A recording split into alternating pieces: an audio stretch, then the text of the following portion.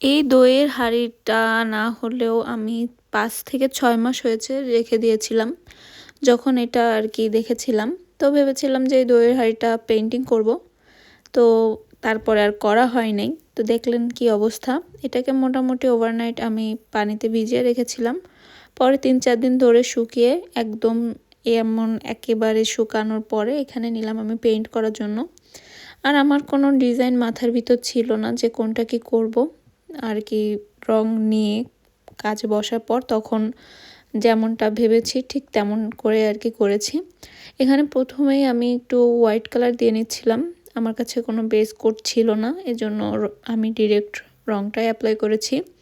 আপনারা চাইলে এখানে বেস কোট বা যেগুলো বলে সেগুলো দিয়ে নিতে পারেন।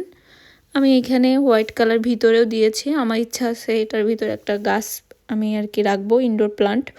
তো এখানে ভিতরে যতটুকু আর কি দেখা যাবে ততটুকু আমি রং করে নিয়েছি। আর এখানে আমি কিছু আর কি দেখলাম যে কি রং করব। পরে হোয়াইট কালার পর আমি এখানে স্কাই ব্লু টাইপের একটা কালার দিয়ে নিচ্ছিলাম। আপনাদের পার্ট 2 তে দেখাবো কি ডিজাইন করেছিলাম।